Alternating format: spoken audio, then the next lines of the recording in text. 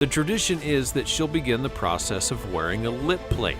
Does this not hurt? This is like Monkey D. Luffy Gear 5 edits, bro. Why the long face? Looking at about a week ago on the channel, we checked out a video about crazy beauty standards around the world, and you guys seemed to enjoy it. So as a man of the people, I decided to let you know, go ahead and run that back and check out more crazy beauty standards in different countries that we didn't catch. So today we got 20 of the weirdest beauty standards around the world. Nobody is free from out-of-control beauty standards, but what's interesting is that they're different all around the world. In some places, there's expectations to be as skinny as possible, and in others, get curvy. These are the 20 weirdest... He hit that right on the head, bro. East Asia, they want their women like stick figures, bro. A chopstick. But then here, everybody gets BBLs, bro. They take the fat out of their stomach and put it in their butts. Japanese geisha. According to official stuff, a geisha is a female Japanese performance artist. These women are usually hired to provide the entertainment. The black teeth is tough, bro. I don't think geisha is really a beauty standard no more. It's more like a performance art. Geishas are known for their instantly recognizable appearances. They wear extreme makeup of startling white foundation on their faces. No, this is not offensive. No, this is not whiteface. Y'all seen that Drewski skit from the other day? This is not that, okay? Lip plates amongst the Mercy, Kai, and Terma tribes in Africa. What? When a girl in the Mercy, Kai, or Terma tribe... Whoa, whoa, whoa, whoa, whoa, whoa. Are you telling me this is a piercing? A plate in the lip? Who knew somebody's mouth could stretch this far, bro? And I don't want anybody watching at home right now, any of you viewers, to get some freaky ideas because, bro, I already said in the comments, bro, what that mouth do, things like that, bro. Y'all are freaks. Tribes in Africa turns 15 or 16 years old. The tradition is that she'll begin the process of wearing a lip plate. Does this not hurt? This is like Monkey D. Luffy Gear 5 edits, bro. The lip should not stretch this much. Why the long face? Looking at the lip plate. This begins when her mother, or sometimes another woman, will cut her lower lip and insert a wooden plug. This plug will remain in place until the wound is healed, and this can take up to 3 months. Then after that, the disc may be chosen and added to the hole. So how do you talk? It's like do you like cause I'm imagining, bro, and I just talking like I can't talk, like I can't talk. What are the logistics? How does this work? He has a nice forehead tattoo though. Does it come out? The size of the disc is really a personal decision, and the young woman will choose for her. And they got the ears too, so there's just like holes just everywhere, just holes. Hey, this cut is tough though. Hold on. The barber, yo. Herself, just how far she wishes to stretch her lip.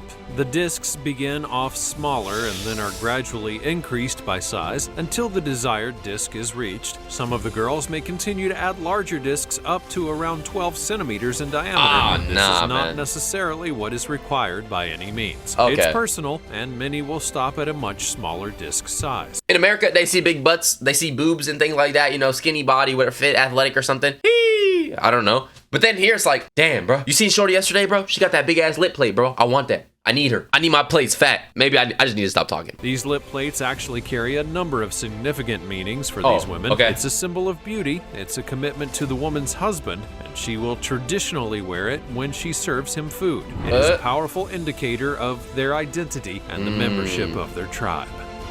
Chalk-covered bodies amongst the Karo people in Ethiopia. The Karo people of Ethiopia are amongst the very last tribes who continue to maintain a body painting tradition, which goes back more than 500 years. These painted designs are significant for two main reasons. They're considered a sign of beauty, and they're used for battle. This tribe... I don't know about beauty to me, but I'm not gonna lie, it does look kind of tough. For white chalk, it kind of like contrasts with the body and things like that, you know, kind of looks like some Balenciaga, some designer brand, you know, type of thing. All right, I'm chatting, but it looks tough. Tells at body and face painting, they use ochre, white chalk, and yellow mineral rock, amongst other things, to decorate their skin. The paint is mixed from these items, as well as ash, animal fat, and water. Decorative patterns and images that they use vary every day. This is tough. This is tough, actually. Genuinely, bro. You tell me he don't look swag? Lines, dots, and stars to animals and handprints. The decoration is used by both the male and female members of the tribe, and the men tend to use the brightest colors, as this indicates that they are attractive and more courageous in battle. In fact, men also wear their hair in very elaborate... So let me get this straight. White is just more attractive, man. I don't know. I know I'm jumping to conclusions in that, but I know in a lot of cultures, like, You know, there's low-key, you know, white is better type of thing. Styles, the adornments of which also have significance. For example, they may wear a cap and the color of the cap will indicate something to each other, with each color having a different legendary or mystical significance. For example, a man with a gray and red clay bun with an ostrich feather is wearing a sign that he will be brave in battle and killed an enemy or dangerous animal. Now, no, I'm sorry. My boy. I like the bracelet, I like the jewelry, but this haircut, why do you have a pound of ground beef just slapped on top of your bald head? What is this cut, bro? Let me move away so y'all can get a full scope of this. The mushroom top, but it's pushed back all the way to 35 BCE and no fade. Is this an infection or is this hair? Brief intermission. If you're enjoying the video so far, please make sure you subscribe to the channel. We're on the road to 50,000 subscribers. Thank you very much. Or dangerous animal. Now, beauty standards are not just about women, and there can indeed be hidden meanings below the surface. Body modification is something which has a history going back in time as far as humans ourselves. For as long as there have been people have been doing things to express stuff with their bodies. Earlobes are one of the parts of the human body which has been most frequently adorned or modified throughout time. This is mainly because the earlobe itself lends itself to being pierced. It's also an area of the body which heals relatively easily and quickly. People have always been at least a little bit practical about such things. In Kenya, however, ear piercing is a hugely important practice. Almost every community has like African culture, I be seeing the jewelry, it goes, it's tough, I can't lie, it's tough. However, ear piercing is a hugely important practice. Almost every community has some sort of ear piercing in their past. What varied was the reason behind the piercing, the type, and the size of hole that was made. And the gender of the recipient as well. Piercing has historically been performed as a ritual, usually to mark a time of transition, especially childhood to youth or youth to adulthood. Ear stretching was and still is practiced amongst the Maasai people of southern Kenya. This was done gradually to make longer and wide. They do this in America though. It probably came from somewhere in Africa or some other country, I don't know, but we do this in America here, and it's always gonna look a little crazy to me personally, but hey, whatever floats your boat, whatever sinks your ship, whatever goons your day, whatever they say, bro, I don't know. They all work. Wider holes, which could hold jewelry or as a sign of bravery amongst warriors. The ornaments chosen would often signify this bravery. Curvy body figures amongst rural villages in Mauritania. What? There are some beauty standards with a dark side. I'm not talking about the rituals, which seem to be reasonably optional amongst modern peoples, but rather a situation in which young women are forced to endanger their physical and mental health in the pursuit of marriage. In Mauritania, girls as young as 7 years old are sent away to camp in order to get the kind of figure that's deemed most desirable in their... At 7 years old, getting sent to a camp to get a desirable figure makes no sense, first of all, because the kid is going to develop as they get older. Their body's not even going to look the same as when they're freaking 7. These girls are then force-fed as much as 16,000 calories a day so that they may gain weight, but not just a little. These young girls and women are being forced to blow their bodies up like balloons. Mauritania has a cult of body shape. Like America's pursuit of unobtainable thinness, this country has a cult of fatness. This is their beauty. So Mauritanians all want to become Nigo, Karo, Avocado, my 600-pound life characters. Yo, y'all are single-handedly increasing the obesity rates of the world, bro. And why do you find that attractive? Just like a fat slob who can barely move around, they have to roll to the bathroom, they have to pick up their fat to wash themselves? Standard dating back in history to a time when a man's wife and her fatness would symbolize his wealth. It was proof that he was so rich that he could feed her most generously while other people would die in the drought-prone region. This tradition of force-feeding girls was dying out, but then in 2008, a military coup would remove the more progressive government that had begun to investigate and fight the practice. They then at 7 years old is crazy, bro. Like, it's not like a grown adult who's just eating and eating and eating away, can't put the fork down, they're just addicted, chronically addicted. But no, this is a 7-year-old kid being forced fed until they're fat to the point of no return. The government that claimed to want a return to tradition, which is usually code for the subjugation of women, and the practice began to gain popularity again. Being big is now favored again, and these force-feeding farms have grown out of control ritual. The girls are beaten or trotted if they refuse the food, and they're broken down mentally and fed until they get sick. Then, this is sad. Very often forced into child marriage. This is not just a... What? Okay, let's ignore the beauty standard for a second. Beauty standard aside, then they're being forced into child marriage. Yo, somebody needs to do a deep dive, an investigation, bro. Please save this country. Yabe double tooth in Japan. Oh, Japan again. Japan is known for its sometimes unusual and often unique traditions and rituals, but this is one that I had never actually heard of, and it seems to have become big business for the dental industry. What is it? At least. In Japan, there's apparently a type Wait, is this the thing where they punch them in the face? Not punch them in the face, but like intentionally like mess up their teeth? In Japan, there's apparently a type of tooth that's considered to be a sign of youth and beauty, known as the double tooth. This is when the teeth, especially the upper canines, have an especially fang-like appearance. It's often manifested as an overlapping or protruding tooth, which may sit higher up in the gum than any others. Okay. And this is supposed to be good? This particular idiosyncrasy of Japan aesthetic gained extra attention back in 2013 when a trend began to have this look augmented. That's right, whereas in America, people do everything in their power and wallets to avoid a dreaded wonky tooth, in Japan, they were actually paying to have this crooked tooth put in on purpose. Yeah. Because it's more quirky, it makes you look younger? Bro, you already look young, man. Like 25, 30, and they look freaking 15, 18, bro. It's crazy. You don't need anything to make you look younger, man. And this is a slap to the face of all Americans, man. We pay hard-earned money to get braces and Invisalign and aligners to get our teeth straight, just for people like... No, I'm kidding. This is actually, honestly, probably better. I mean, if this is the beauty standard everywhere, you don't have to spend 10 bands on braces, so... Yes, in Japan, imperfections are seen as beautiful, so much so that the young women wanted a cap put in their teeth to give them a less straight line. This is kind of extreme, but it makes you think now, doesn't it? Sometimes being different and not looking like a uniform Barbie doll is seen as beautiful. That's true. Perhaps celebrating our so-called imperfections could be the future of beauty standards, but that's probably wishful thinking. The Karo tribe, body painting and scarification. Huh? Well, now we've already seen this tribe of people in Ethiopia, and we all admired their body painting skills. Okay. But here we are again for some reason, but don't ask me, because I just work here. Anyways, as well as painting their bodies with beautiful and elaborate designs, what else? This tribe also sometimes takes things a little bit further. Well, much further actually, by permanently scarring their bodies in decorative ways. Huh? Although body painting is a huge part of the tribe's tradition, so is the use of scarification. No. Please don't tell me that he took a rock to his face and scarred himself. Please tell me that my boy right here took a mean-ass nap, a crazy little 5-hour nap in some crazy position. I don't know, like...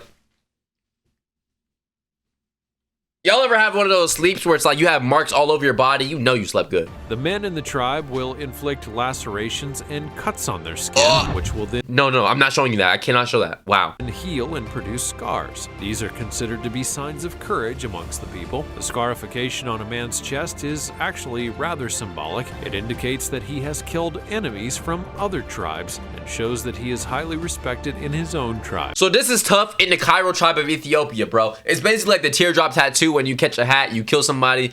Catch a hat, that's hood slang terms. You know, if you guys don't know, you know, me coming from, you know, the dangerous parts of the, you know, O-Block and things like that. I know these terms, so I'll teach you as like the hood professor. Apparently, each line on a man's chest represents an enemy that he has slain. God damn. Number 10. Yo. If every scar on his body is representative of how many people he took off this earth, is he not Adolf himself? Let me know. Tattooed lips and faces amongst the Maori tribe in New Zealand. I've heard of this.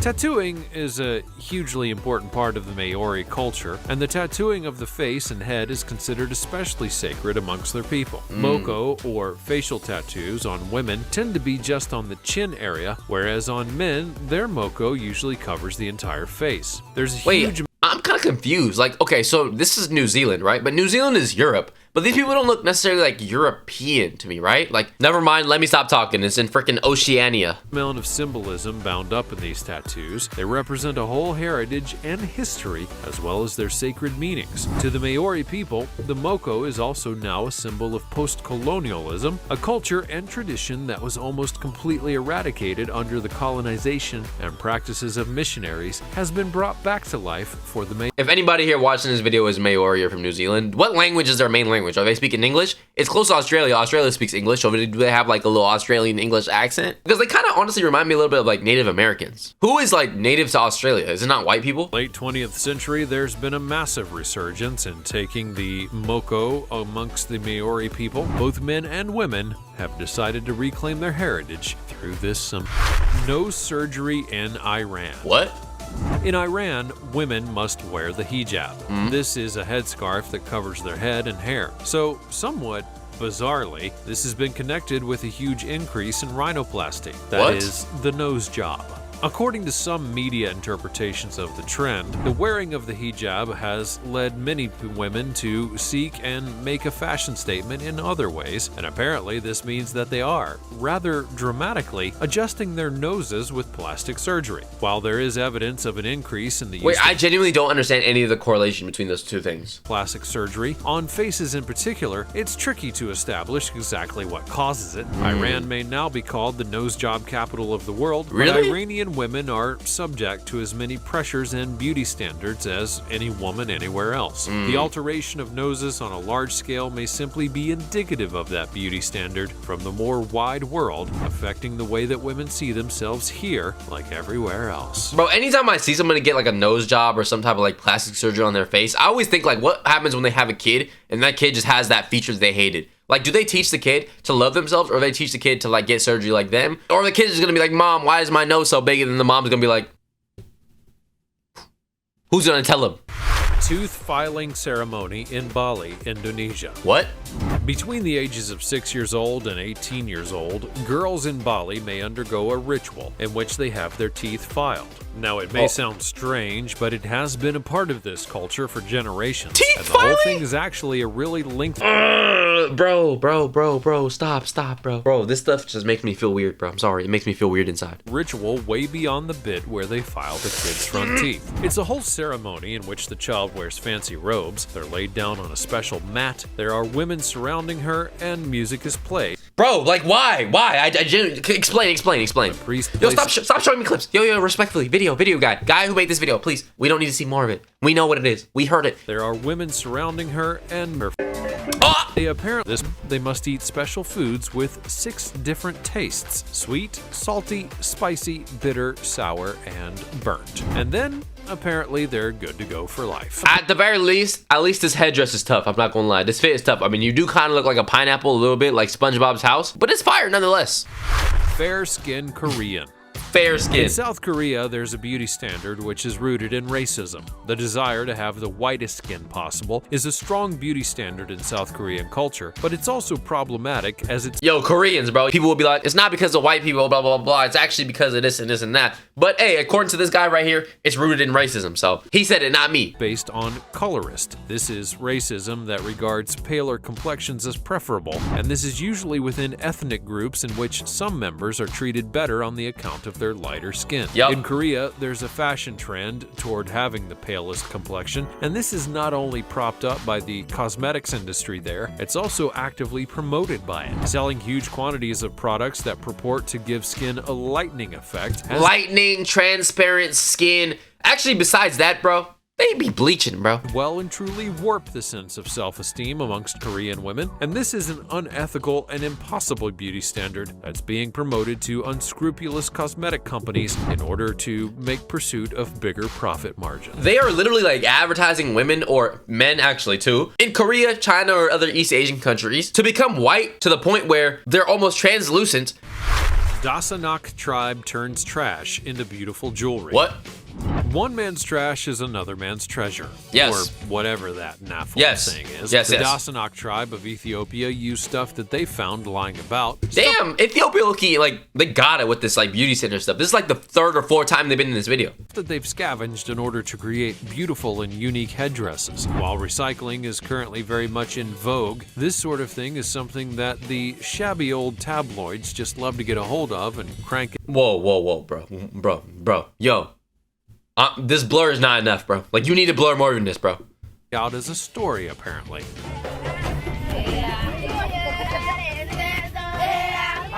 People who live in poor communities all over the world take things that are thrown away and turn them into something new, and they do this literally every day all over the world. It's definitely awesome because they're using, you know, scraps, trash, and recycling it into something that's actually desirable, making it cool, bro. Like thrifting, that's all good for the environment, so I guess you could say their outfits were trash.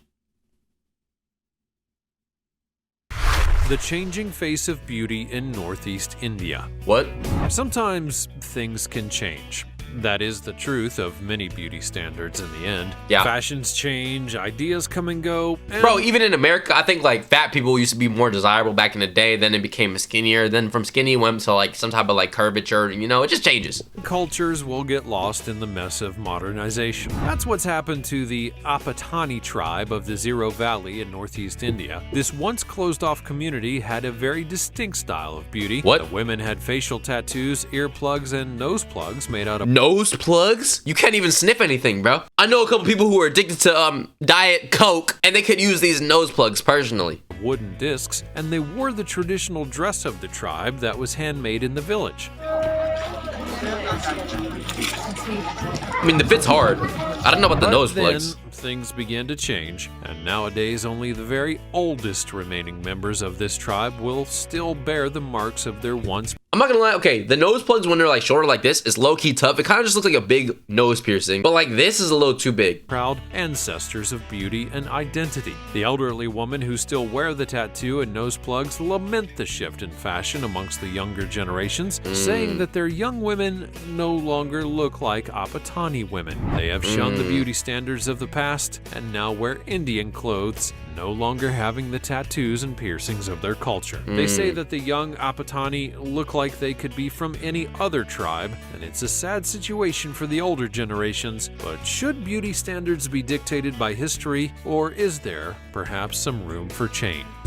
I think that's a good question, but my answer would be there's room for both. Like, there's a good way to like honor the past while also bringing something similar to the future. Like, instead of actually doing nose plugs, maybe they could paint part of their nose to like resemble, you know, the past, or use like henna instead of real tattoos because you don't want to tat your face. It's hard to get a job, things like that. But that's gonna do it for today's video. That was the weirdest beauty standards in the world. Let me know which one you thought was the worst, which one you thought was the weirdest, the strangest, whatever the heck. If you want me to check out another video of other beauty standards, link me one, please. Make sure you sub to the channel, sub to the main channel in the description, follow the IG also in the description, join the Discord also in the description. With that being said, have a great rest of your day. It's love you all, I love you, and I'm out.